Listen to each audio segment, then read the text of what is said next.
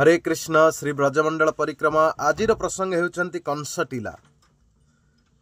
ब्रजर गोपगण मल्ल क्रीड़ारे होउचंती निपुण। अतएव सेमाने मल्ल क्रीड़ा द्वारा कंस राजांकर प्रीति विधान करंतु। एथिजोगु मल्लवीर चाणूर रामकृष्ण को मल्ल क्रीड़ा पई आह्वान कले।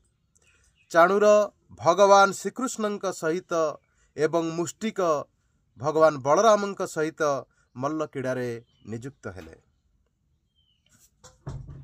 चाणूर और मुष्टिक सहित भगवान श्रीकृष्ण एवं बलराम मल्ल युद्ध समय रे मंच परि कंस उपवेशन करिथिला एवं वसुदेव नंद उग्रसेन गोपगण सो स्थान रे उपवेशन करिथिले। चाणूर एवं मुष्टिक मल्ल युद्ध रे निहत हेलवा परे महाराज कंस रणवाद्य बंद करी वसुदेव एवं नंदादी प्रति निर्यातना करने आरंभ कले।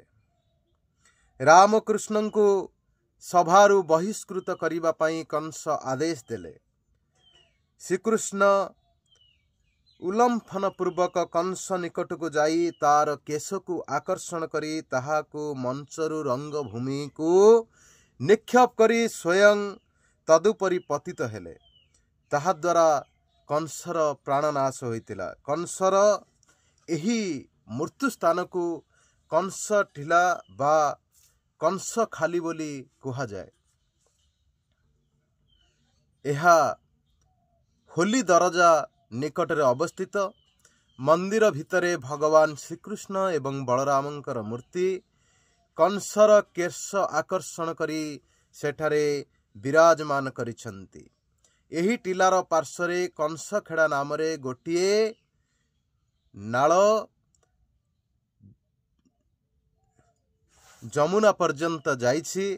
ब्रजवासी माने कुहंती कंसर मृतदेह को टाणी टाणी जमुना रे फिंगिबा समय रे तार देह घर्षण फलरे एही नाल बा खालर उत्पन्न होइअछि।